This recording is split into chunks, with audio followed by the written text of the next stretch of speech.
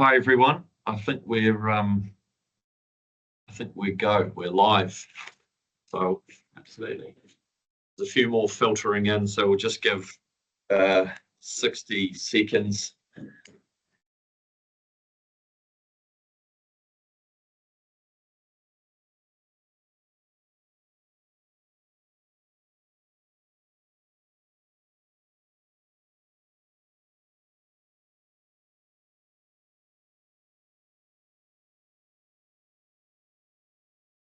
Obviously, when you get Lawrie Saegers involved, this thing's massively oversubscribed.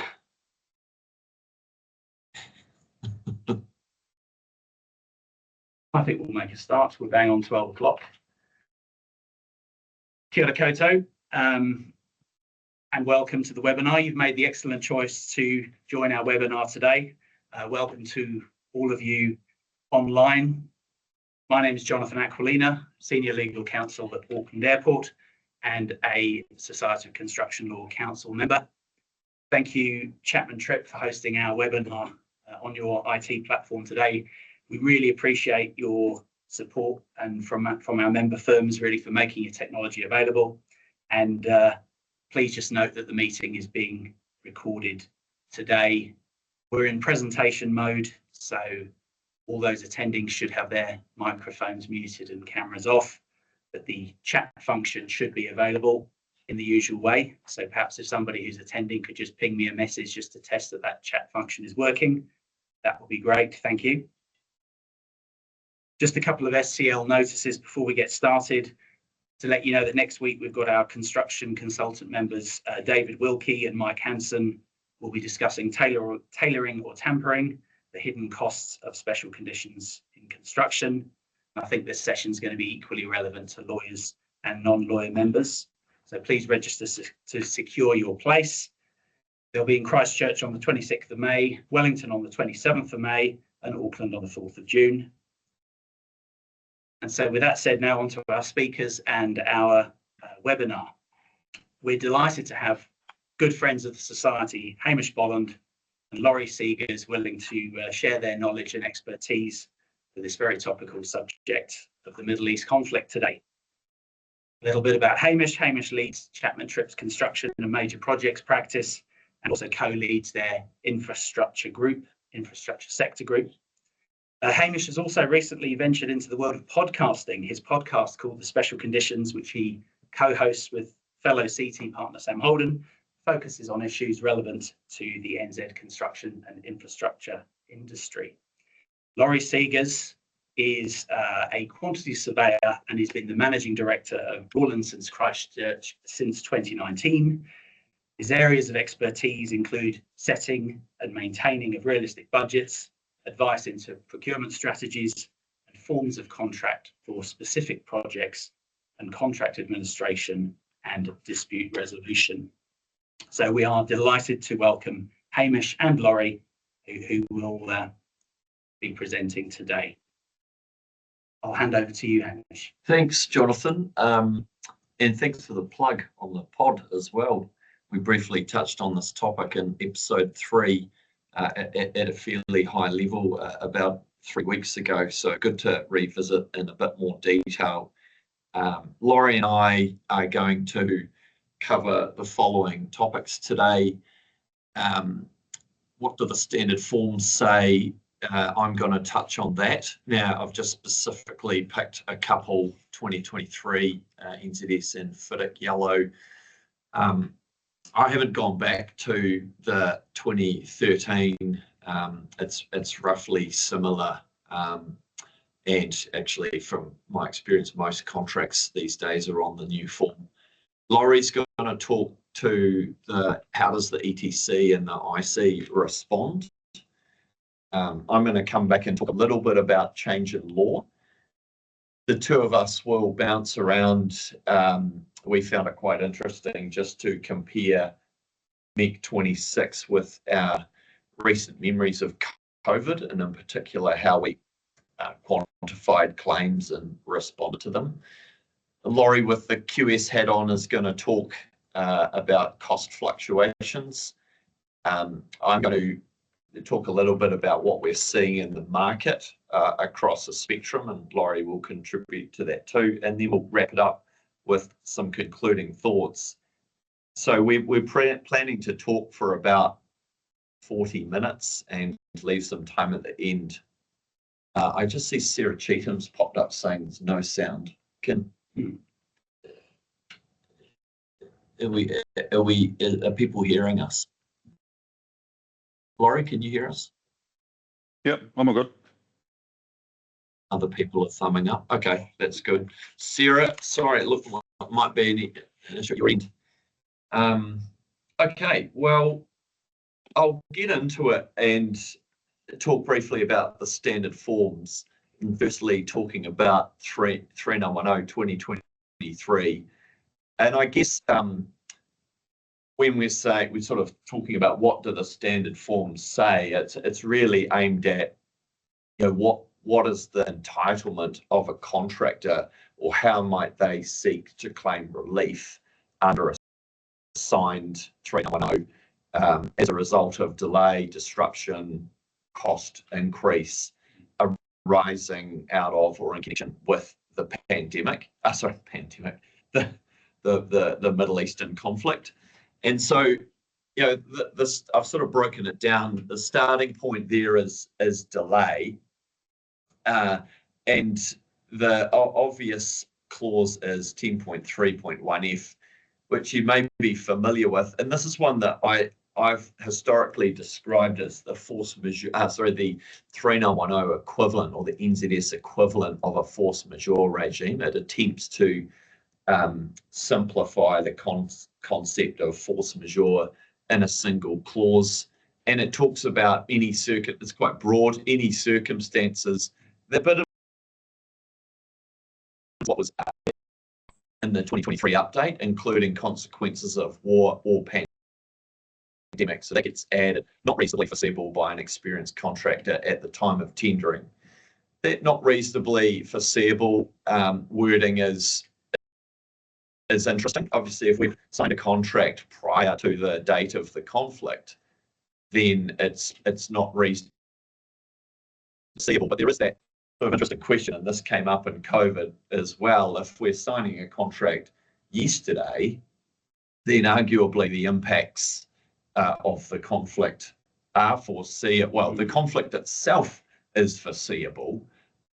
There's a question about whether or not the actual impact is foreseeable, and I don't think you can easily price and program for it, you might say, but it does say any circumstances. So the circumstance being the war, and then war is talked about there specifically. We'll come back later on just on that point, and I know Laurie's got some views around reasonably foreseeable, with noting that the NZTA guidance that was issued, I think it was actually only issued in draft format a month ago. That agency is going to the trouble of qualifying that the reasonable foreseeable test would not apply to defeat an entitlement to delay. So that's the position that the Transport Agency is taking, and they took a similar position with COVID, that even though it was foreseeable at the time of award, that would entitlements. So that's how a contractor might not to claim a delay. The next point there is just an interesting, in the absence of a true force majeure regime in NZS, we don't have that classic clause which a contract would usually say this is how force majeure is defined, and then the next clause would say either the affected party is relieved from performance of its obligations to the extent it's impacted by the force majeure event. That does not exist in NZS. We don't have the typical force majeure regime, although I'm not sure if people are actually coming forward and saying, I cannot perform my obligations under this contract as a result of the Middle Eastern conflict. I'll come back to that again on the next slide when it comes to FIDIC. Price adjustments. Really, this is becoming a conversation about should there be an increase in the price to materials to the works. or fuel price increase. And the extent to which a contractor is going to be entitled to that increase depends on whether or not this box has been ticked at 12.8. Actually, I've got that cross-reference wrong. It's 9.6, isn't it, in 2023? I'm still under the old one. Appendix A, then broadly, that's where you flick to deal with the cost adjustment, and that broadly talks about the amounts payable by the principal to the contractor. So it doesn't narrow down materials or P&G. It talks broadly about all amounts being adjustable in accordance with that index, and Laurie's going to come back to this. I guess I kind of incorrectly said just then that the way that you adjust the price is through the cost fluctuation regime. That's not quite right, because there's this other possibility of a change in law, and I'm going to come to that. We have not had a change in law yet. Nicola Willis actually came out in May, earlier on in the month, I think it was May the 11th, where she said it's highly unlikely that we're going to move to level 3 or level 4 of the 2026 fuel response plan. It is those levels, if we go to them, that would likely result in a change of law, and I'll touch on that in a moment. So, change in law gives rise to a variation, as you know, and P&G margin can be added to that as well. But in the absence of that, we're really talking about cost fluctuations. And then just a last point on NZS. Just trying to think about what has been affected, what costs have been affected under a project. And so there's the materials which form part of the work, but there's also the P&G, which, the reason why I put this point is, where does fuel, a consumable energy or commodity product that does not form part of the permanent works, and in my view, it doesn't form part of the definition of temporary works either, and it's also not contractors' equipment. It's things that are used in the general overall running of the contract works, and so, to my mind, fuel falls more accurately within the definition of P&G. So I just thought I'd raise that. Right, quickly over to FIDIC Yellow. The 2017 version has, there's possibly two ways that you can come at delay. Usable delays which can be claimed for exceptional events. That's the new force majeure concept in the 2017. And then unforeseeable shortages in the availability of goods that's caused by government actions. And so it does, I just highlighted that just to query if it does apply. I'm not sure that it does actually. I'm not sure if we're actually seeing a shortage in the availability of products. Lawrie might have views on that. I think we're potentially seeing a delay in the delivery of products. But, I'm not sure if, in the New Zealand government is telling us we have all this diesel available, all the storage. So have we got to the point where there's a shortage in the availability of goods? Query if diesel actually falls into the definition of goods and FIDIC, and I'll come to that in a moment. So, I sort of thought of that entitlement as there's a global shortage in semiconductors, say, and that's being caused by an action from, say, a government in Asia that says, we're limiting the supply of semiconductors to the Western world, for example. That might be the case, but so potentially that doesn't apply, but interesting and close. Exceptional events, just coming back to that because that's probably more relevant. That replaces the concept of force majeure. It's used in the 1999 version. The drafting is almost identical to 99, although, as I note there, the 2017 FIDIC Yellow version introduces the ground of strike and lockouts that aren't limited to the contractor. So next point, FIDIC different to NZS, relief from performance subject to a notice being given. And the FIDIC goes on to talk about the consequences of late notice for force majeure and says that, if you're late in issuing that notice, you will not be excused from non-performance during the period that you have failed to provide the notice. So that's interesting. So that's a brief rundown on time. You can claim an extension of time for an exceptional event under FIDIC. Cost, different to NZS. Here, with a war that is impacting or delaying or disrupting the project, and that has to be proved, of course, etc. Where it's a war, and you see FIDIC uses that whether declared or not wording, because Trump probably says that he's not actually declared a war, it's irrelevant. The contractor can actually claim cost under the FIDIC setting. So thought I'd mention that. Adjustments for changing costs. So this is the equivalent of the cost fluctuation regime in FIDIC. If this is selected, that applies to all amounts payable to the contractor in respect of labour, goods, and other inputs into the works. So, again, we sort of earlier touched on materials and fuel being the key things here. So materials is easy to identify because that's within the definition of goods, but where does fuel sit? It's not equipment, it's not materials, it's not plants, it's not temporary works. So it's possible that if you are ticking that box in FIDIC, it's captured by the and other inputs into the works. Change in law, there is a regime and there hasn't been a change of law yet. I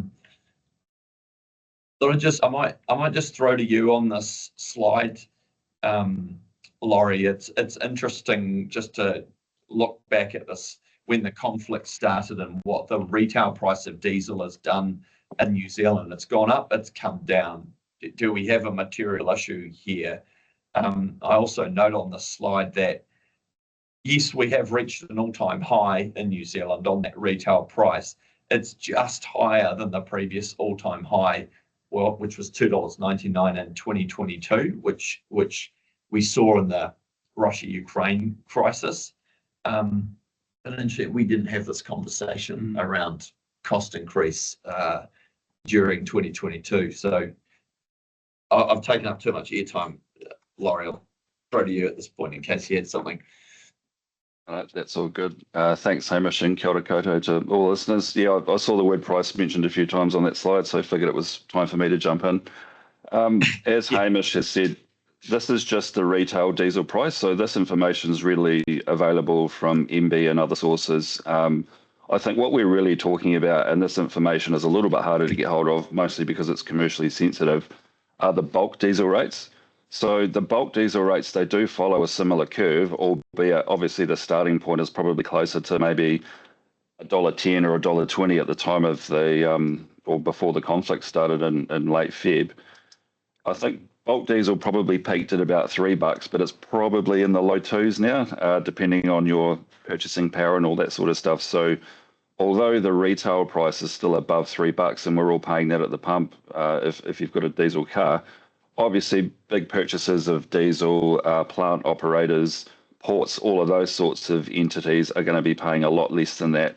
And the drop in prices is more pronounced. It's probably dropped more like $1 since the peak in early April. So I'm not saying it's not an issue, nor am I saying that it's going to continue to trend downwards, but at least we'll take the good news while it's available. And yeah, look, it's not back down to pre-conflict levels, but it's certainly not as bad as it was. It's really interesting, Lawrie, to look at it like that. And I guess, a lot of the, it's easy for us to think about the cost at the pump today and how that's affected a contract yesterday. But if we're actually locking in those diesel prices on the project prior to the conflict and earlier in the year, I guess your job, what you might be saying there is actually there isn't. It's hard for them to demonstrate there's an impact as a result of the yesterday's retail. I think I'll come back to that actually because it's covered in a future slide. Sure. But Sure. Valid point. Well, let's kick on with throwing to you here, Lawrie, on How are you seeing ETCs and ICs responding at this point? Yeah, good question. I guess if I just focus on the E to C role, so if I just focus on the 2013 role before I come to independent certifier, as we all know, that previous role of the engineer was split into two parts. So you've got the contract administrator part and the expert advisor part. As far as the contract administrator part is concerned, there's not really, sorry, that's just popping up on my screen. There's not really much a contract administrator can do based on changing the contract. The contract is what it is. It says what it says. There's no good time for macro level events like this. And the engineer or independent certifier must continue to fairly and impartially administer the contract and make decisions based on the contract as written or within that construct. It gets particularly, I guess, difficult, or the issue is amplified where you have a schedule of prices for the work.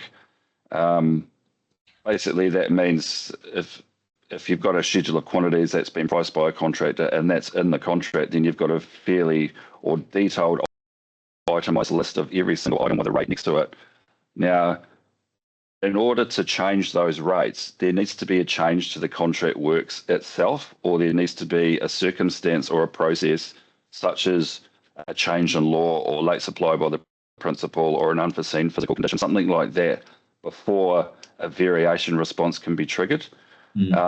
Therefore, at the moment, net cost doesn't apply because the contract, so all other things being equal, if the contract works hasn't changed, then, you know, similar to the contract itself, the parties are stuck with, for want of a better word, those rates that are in the contract. Now, all of that said, the second part of the engineer's role is the expert advisor role. Now, depending on the person, a more proactive engineer will be having conversations with their clients to say, look, you know, lucky you've signed a fixed price contract in December 2025 or whatever the case may be. But if that contract had been signed in April, it would be potentially materially different if the contract involved a lot of diesel usage. So I'm thinking more, say, a dam or a pond or a road or something like that. So I think there are definitely conversations to be had between engineers and principals, strictly wearing that expert advisor hat to say, look, is there anything that we can do maintaining the commercial viability of your project to just ease the pain a little bit based on what that contract says? Before I get into the easing, I just wanted to mention a point that Simon LaMonica raised on LinkedIn a couple of weeks ago, which I thought was an interesting point. One of his questions was, well, where is the equivalent of that expert advisor role under 3910/2023? I don't know, Simon, if you're out there, but if you are, just give us a wave. But I think Simon probably knows the answer to his own question, but it's a good question nonetheless. My view is I'm still a construction professional. I've still got the experience I've got. Why wouldn't I share that with a principal, even though it's not a named role anymore in 2023? I can still talk to the principal, just in a different capacity. And, you know, those conversations are happening. They're probably not all that visible because it's early days, but those conversations really should be happening like they were in COVID. Next slide, Hamish. Yeah, agree with that, Lawrie. Yeah. Easing. Yeah, in terms of easing, I mean, some of these will be more helpful than others. So if the cost fluctuation box isn't ticked, and I would suspect that 90-something% of the contracts out there don't tick that box. We went through that period briefly between about the middle of 21 until about the end of 23, where quite rightly fluctuations needed to be ticked. But in my experience, since about early 24, we did actually get back to sort of fixed price lump sum land, or at least fixed rates with measure and value. So I expect that fluctuation box isn't ticked. A number of other boxes may or may not be ticked either. If materials off-site payments are not permitted, then it seems pretty easy. That's a pretty easy lever to pull to ease the pain a little bit by saying, well, let's permit some materials off-site payments in a targeted way. You could reconsider or revisit your bonding and retention arrangements depending on where you're at in the process or the progress of the project. You could introduce a fuel adjustment factor. I know the issue is probably bigger than just diesel now because it is affecting material prices, but at least if there's a fuel adjustment factor, a contractor is able to say, look, I purchased or booked that diesel in at, say, $1.40 in December. The price is now $2.20. That 80 cents is basically, it's pretty painful because I'm probably burning 500,000 litres of diesel on this project. So you could retrospectively introduce that. There would need to be some pretty tight rules around how that FAF, that fuel adjustment factor, is paid, and it would require the principal and their advisors to have more visibility into proving that, yes, that's actually what you did pay or had planned to pay for diesel compared to now. So it's a bit of a two-way street. Like if a principal's going to ease or relax some of the commercial aspects of a contract, then I guess the reciprocal part to that is they get more visibility just to trust and verify that, yes, that is a real cost.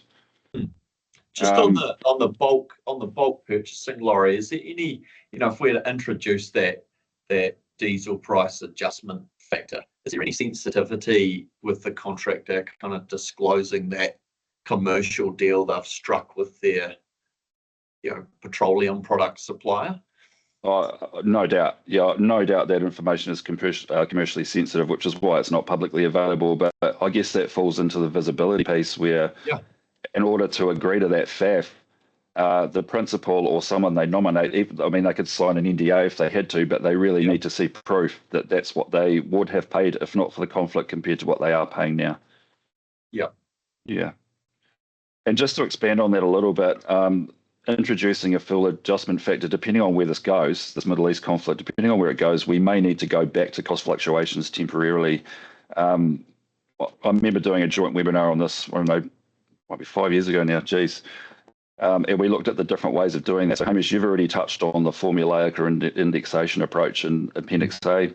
There's also an alternative evidential based approach as well. I'll get into both of those in a second, but I think what's probably on people's minds is it a change in law or not? And if it became a change in law, what does that mean?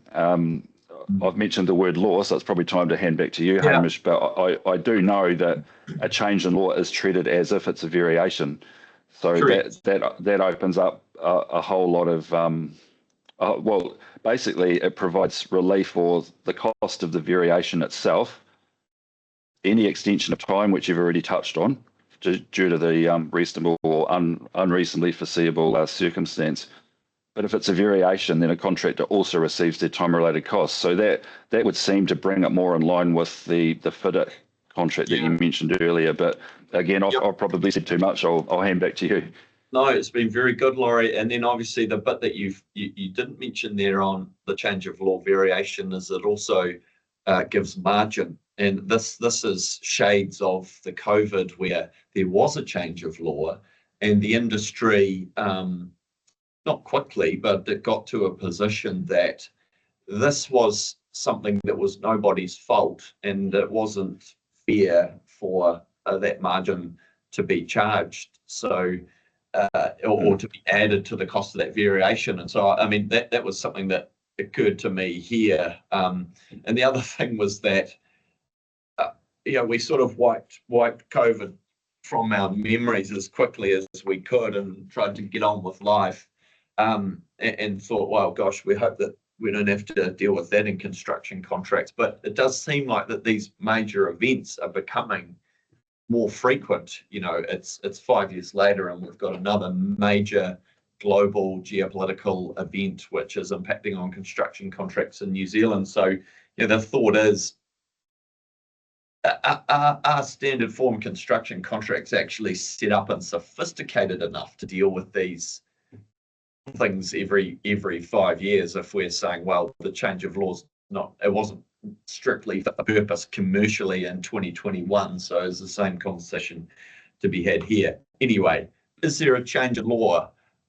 It's worth just going back and talking about the 2026 fuel response plan. So this is a strategy that the government quickly developed earlier in the year in response to the conflict. It's a live strategy and the government continues to work with industry and business to refine this. That plan was recently updated in May 2026. It did that update did things like align the New Zealand fuel specifications with Australia. We had a more strict specification, which it goes to emissions and cleanliness of petroleum products. So we've relaxed that to enable more to be sold to our market. And it also, that update also accelerated the diesel storage capacity at Marsden Point, which I think that amazingly quick construction, it sounds like that's going to be completed by the end of June and will provide another 9 days of diesel storage to New Zealand. So just FYI, the plan sets out what was triggering, in that it's got these levels 1, 2, 3, and 4, which were a parallel with the COVID levels we had. And we're currently at phase, they call them phases. We're at phase 1 of that plan, which says there is no disruption. And so this is effectively, they're watching things, the government's engaging with industry. Phase 1 of this plan does not amount to a change of law, and no mandatory legal obligations are imposed on anyone.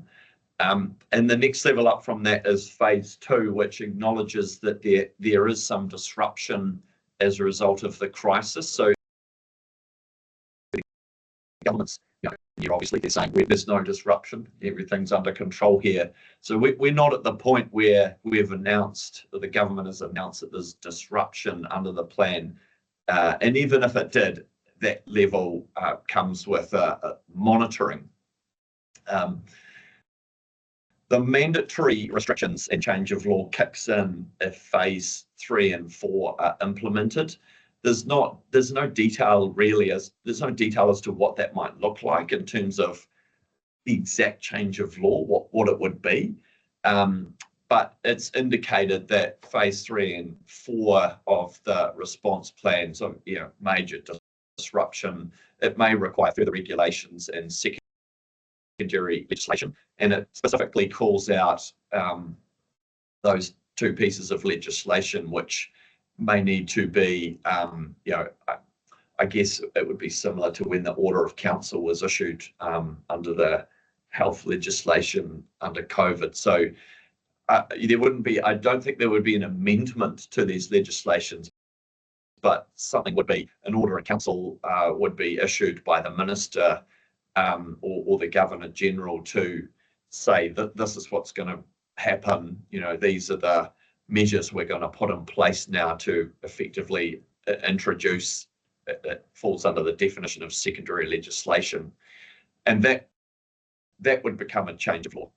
But just coming back to Minister Willis, that's her quote from earlier in the month, where obviously it's an evolving situation, but given that graph was coming down before and we're bringing more storage online, I wonder if they're thinking that modelled scenarios say it's highly unlikely that we're going to get a change of law. And it's interesting, we're in election year. Query if they will rush that sort of thing through, given the impact that might have. I've talked about margin briefly, and I in the event we do have a change of law, I wonder if the industry will move to a commercial arrangement where margin is not charged. And just one last point on the slide, I thought it was interesting. We purchase a lot of our fuel and diesel from Korea. Actually, I think it's something like 50% of our supply is coming from there. So we're not strictly reliant on Middle Eastern flows, although I guess Korea will purchase some from there. But they've got an interesting piece of legislation which specifically talks about what to do in an energy crisis. And right now they have enacted or given an order, not exactly how it's enacted, but as a result of the global energy crisis, the Korean government has issued an order that public servants cannot drive to work 1 out of every 5 weekdays. So carless days for people in Korea in response to this energy crisis.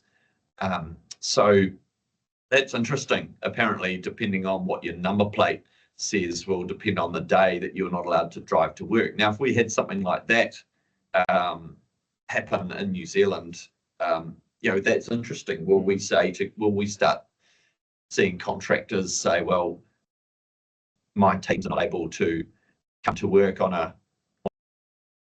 they're not allowed to drive the cars on a Thursday, and that's disrupting us? I mean, what's your views on that, Lawrie? Just out of interest, because it raises questions around how is that disruption mitigated? Is it, should people be car sharing? Is this the start of a change in the way that we all get to work? Any thoughts? Yeah, I suppose there's a couple of things. If I can just touch on margin, which I know is a topic dear to most people's hearts. I mean, as we know, margin, capital M, is broken up into two parts. You've got your offsite overheads and you've got your profit. If there's a change in law, or even if there wasn't a change in law, and a principal agreed to say, look, we need to help the contractor, we don't want to send them to the wall, because if they go down, then my project's in real trouble. So I'm quite prepared to have the conversation about being fair about reimbursing costs and all that sort of thing. I think I would have a hard time selling the concept of paying profit to a contractor to that same principle if they're already prepared to ease the commercial terms. No one should really be profiting out of this in terms of construction industry participants. The diesel companies petrol companies will continue to. That's just the way it is. But I think what we should be thinking about is returning contractors to the same place they would have been in if not for the Middle Eastern conflict. As far as the use of petrol goes, yeah, I suppose if there'll be a lot of construction companies out there that are incurring high fuel costs, and even the guys and girls that work for these companies getting to and from work. For that side of it, getting to and from work, that's not really the principal's problem. That's just the cost of doing business in my eyes. Whether or not we go down to, or whether we sacrifice one workday out of 5 to get to and from work, I'm not sure. But yeah, I'd probably struggle with that one as well. That's a cost or a loss. Whether or not that can be passed on, I think you'd struggle with that one. Yeah. Okay. We're as is always a way on these things, we're talking too much and not getting through the slides quickly enough. But I'll just maybe touch on this briefly, because we have already drawn some of the comparisons here. Did you want to take a couple of similarities that you like, Lawrie, and I might talk to a couple of differences? Yeah, sure. I mean, I think we all accept it's a macro level issue. No one's in control of it. We're not sure when it's going to end, hopefully sooner rather than later. It's nobody's fault. I think it's reasonably unforeseeable as at February this year compared to COVID at the same time in 2020. But I think one of the similarities here, particularly with the fuel crisis, is it shouldn't affect labour rates at all.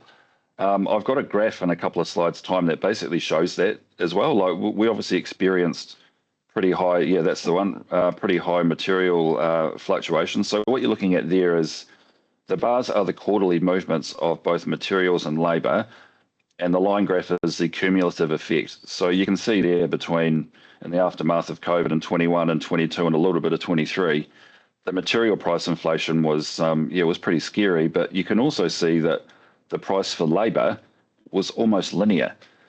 So I think the same construct exists now. I can't see how a fuel crisis affects the price of labour. Happy to talk about that further in the Q&A, but yeah, as you can see there, as COVID demonstrated, which was far, far worse, didn't really affect much at all. Yeah, that's right. And that actually goes to one of the first difference we've got there, is that this feels different in that it's a conversation about cost pressure as opposed to those earlier conversations we were having around the ways of working on a construction site. And so, but even then, query if the ways of working had an impact on the cost of labour itself. It was more a disruption point. So couple of other differences there. I mean, we've said we did have a change of law with COVID. We don't have that yet here.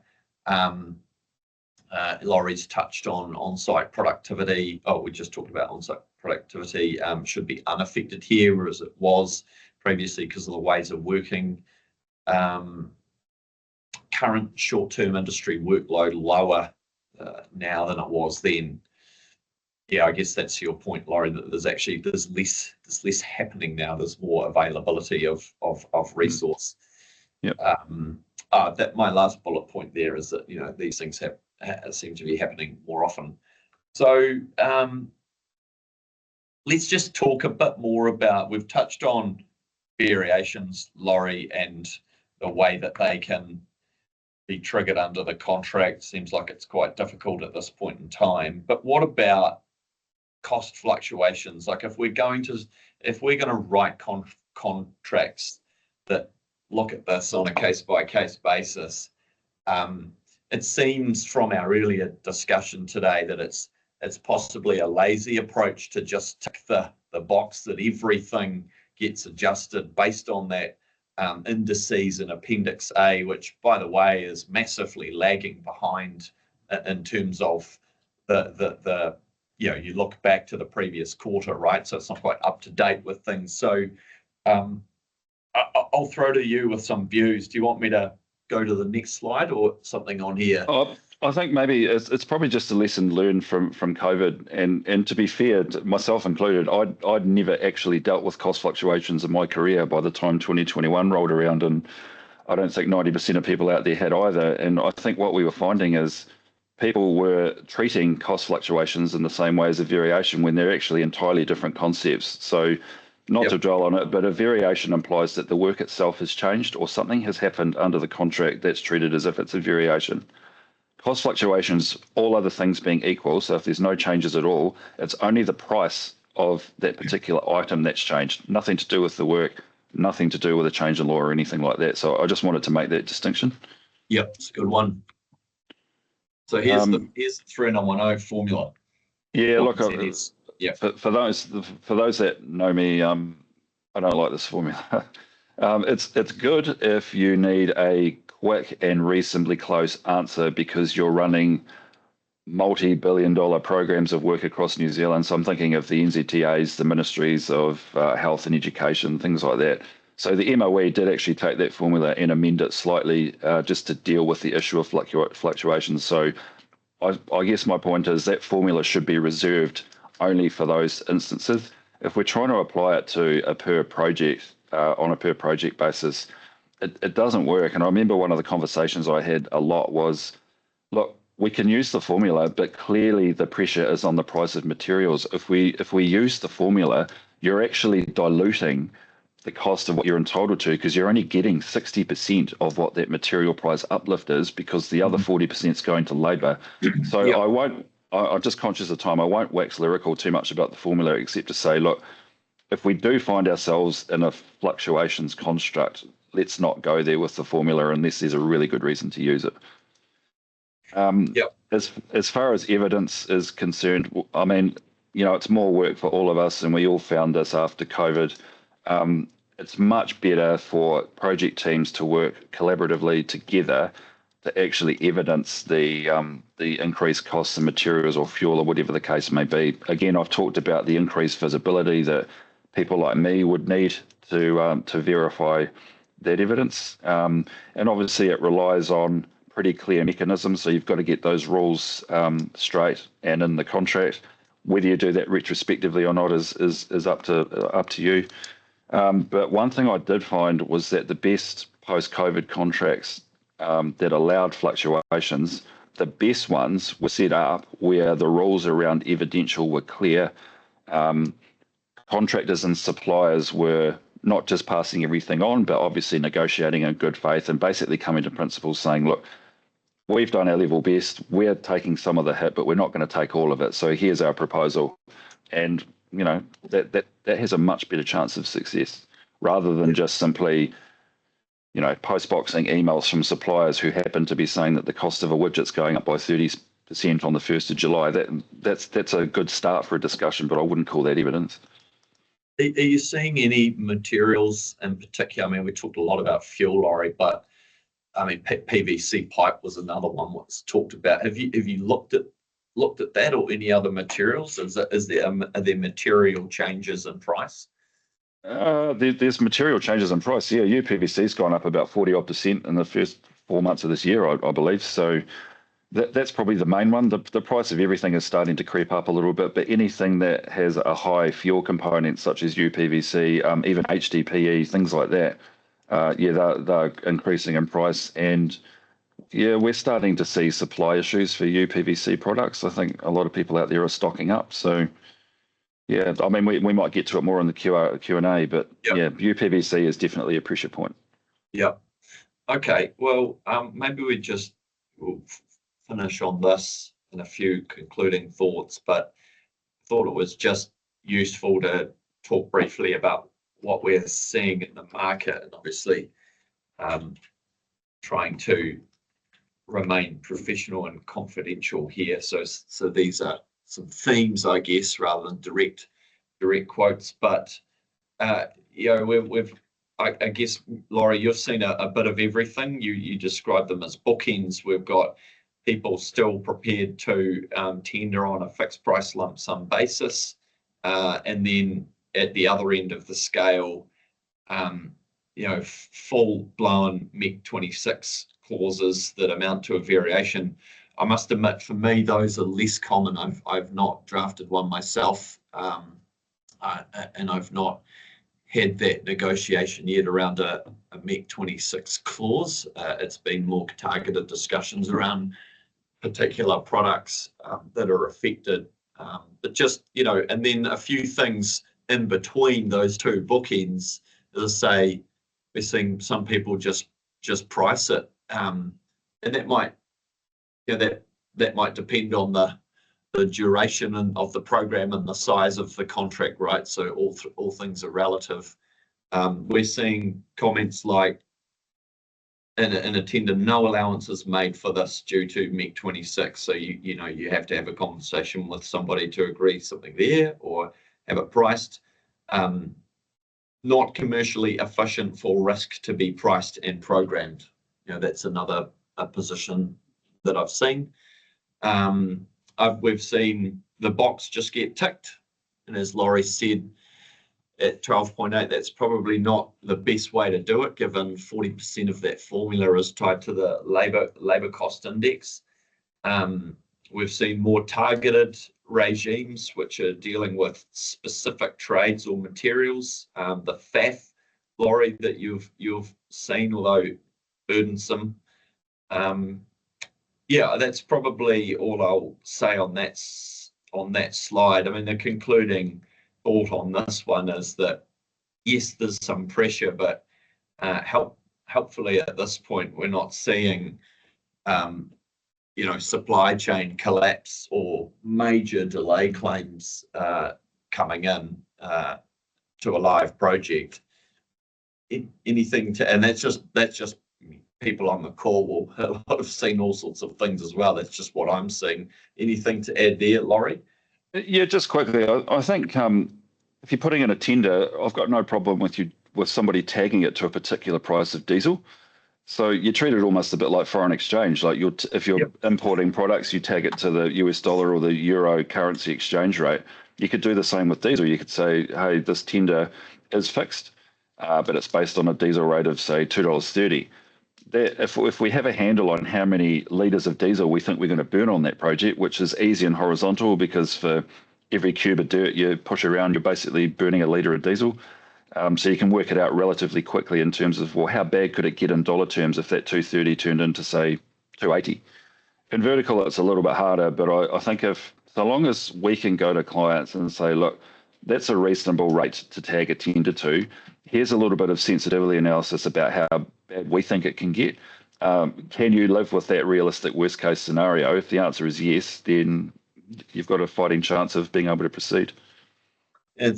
Yeah, I agree with that. It's particularly interesting, though, with your point earlier about sort of the forward purchase of diesel price. And so, they're still in the money potentially. So it's that evidence-based that you talked about. So there needs to be a conversation, I think.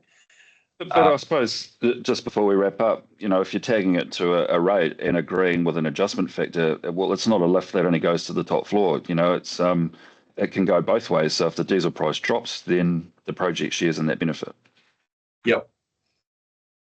Right, last few thoughts. Do you want to take these, a couple of these, Lawrie? Yeah, sure. Yeah, I mean, I suppose without getting back into the detail, I guess what we just want people to think about is, look, it sucks. It's a macro level ongoing circumstance that nobody wants. It's more work for everyone. It's more risk for somebody or for everybody. Everybody's taking some element of risk. But that said, it's incumbent on the parties, principals, contractors, advisors, consultants to commercially collaborate where you can. You'll have contracts that are on foot. As we said, you may be able to ease some of the commercial terms, so things like that should be looked at. We've talked a lot about the change in law, with or without it. I think it still requires everyone to be reasonable. All that a change in law is going to give you is it just confirms that actually those costs will be a variation. It's just a question of how they get valued. Obviously, it relies on trust between the parties, more visibility and clear evidence if we do find ourselves in a fuel adjustment factor or cost fluctuation or a similar world. And just to make the point, just because you're able to evidence a cost or you incur a loss as a business, just the example being getting people to and from work, it doesn't automatically equal entitlement.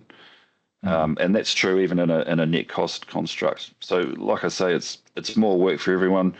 We've been here before, we'll get through it, but it's just going to require us to probably roll our sleeves up a bit more than what we've been used to for the last couple of years. My two final thoughts are around, just thinking about a blanket approach to this, a one size fits all for all projects. Not sure that works. Particularly if we've got vertical versus horizontal as well, or is this more of a case by case ring fence discussion, thinking about particular products used on a project. The comment there about what are the actual impacts is an interesting one, and to the extent a project is delayed or disrupted by this, it's often the case that the project is suffering from other delays as well at the same time. And so this was a classic in COVID where you had concurrent delay. And so that's just what are the actual impacts here if a project's already in delay. Shortage of materials, I don't know why I finished on this point particularly, but it's interesting to see that international standard form thinks about shortage of materials in the context of an extension of time. We don't have that in our New Zealand contracts, and I guess it's just relied on them more. We could not have reasonably foreseen that there was going to be a shortage, but there's just a bit more of a level of sophistication abroad on some of these things. But that's probably a good place to call it. We have had a couple of questions come in actually, so no way. With this lot. Well, the first one is actually more of a comment. So it's noting that you talked about the South Korean restrictions on civil servants travelling. The comment there is that part of those restrictions was due to a fuel cut scheme where I think they reduced tax on diesel by about 25%. So I suppose you're just looking at different countries have different appetites to restrict movement, for example. They were trying to save people's pockets by reducing it, and this was the quid pro quo at the public servant level. Interesting. Yeah, absolutely. And then another comment was a question was about the change in law in NZS 3910/2023, referring to the effect of the change of law being treated as a variation. Not the actual. That being different to the law change itself. I agree. That was Shanti. Yes, it was. Pop up. Yeah. No, that's right, Shanti. I agree with you. Yes, just because there has been a change of law is not the actual trigger. It's what is the impact of that change of law on the operation of a construction project. So that's right. But I mean, I think, Shanti, make no mistake, if we do get that change of law come through, we'll see those claims. And that'll go through to the question of quantum as well, won't it, really, in establishing causation, but the actual monetary impact of some of these things. Yeah. I mean, the other one is how long is this going to go for? If you were to write a regime, is it, say you had a 4-year construction, like a really big project, 3-year, 4-year program, is it appropriate to write a variation regime that runs for the whole, or are we talking about a more, let's put something in place until the end of September and then revisit it? I don't know. It's interesting. Yeah, I hadn't thought of that, Hamish. Like you could introduce, let's say we're involved in a contract that was signed tomorrow. You could say, well, let's agree to fluctuations for the next X months. Yeah. And I think that neatly addresses the latest question that we have about projects which started a year or two ago, which obviously have no fluctuation opportunity. How should that be addressed? How should it be? Well, I guess you come back to, I guess you're appealing to the principal to say, look, I know we signed this a year ago. We're still burning diesel. We're still incurring costs. This is the magnitude of it. And I guess all you can do is really plead your case. And then, the principal and their advisors will consider that and say, look, we all want the same thing. We all want to get to practical completion. That's a pretty big number. And that's going to hurt because let's say it was 500,000 at a 5% margin. Well, that contractor's got to secure and undertake $25 million just of work just to pay that off. So I think you're on not strong contract ground, but it doesn't mean that you should not plead your case. But that'll have to be supported with really good evidence. Yeah, 100%. Right. But I expect though, if someone's coming to a principal saying we're really hurting, that they have understood that they're hurting because they've probably carried out some analysis of the cost increase and the reduction in their own margin, not just across this project, but probably across their entire business. And so, we need to be careful that we're only thinking about one contract and not trying to prop up a business. But I expect people will be able to come to the table with some evidence. It's not in order to have that conversation, particularly as Laurie's just said, if you signed this a year ago without the ability to vary the cost, no, you don't have a contractual right. And also, principals take many forms, don't they? You've got the big public sector clients that I mentioned before, NZTA and co, but you've also got a lot of contracts in the private sector, building projects for commercial reasons. So, you've got to consider their position as well to say, look, I hear what you're saying, but there's not a lot of wiggle room as far as me and my bank is concerned, but we'll do what we can. Great. Just a question that I had actually, are there any practical tips or contract hygiene kind of items that you think project participants should consider at this stage? Under a signed contract? Yes. Yeah, I mean, I think the practical tip, in a contract where you don't have entitlement to relief, it's probably keeping that relationship going. If, as Lawrie said, if you're, neither party likes to be surprised in a contract, so early discussions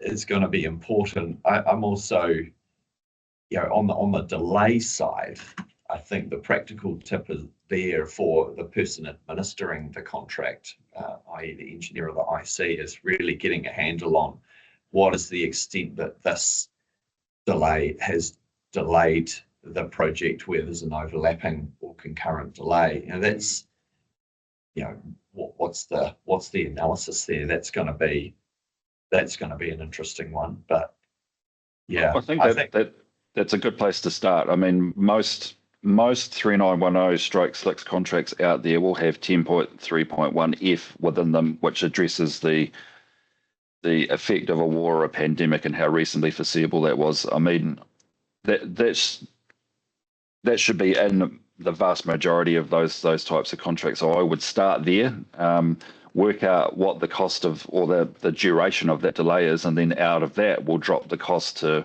the contractor. And then even if you don't have mechanisms to get relief, you can at least put that forward and try and have a commercial or without prejudice discussion. Yeah, if they're just putting in that time now, what's the standard? 20 working days? So to assess it, yeah. No, well, but it runs from the event, which was what, 28th of February.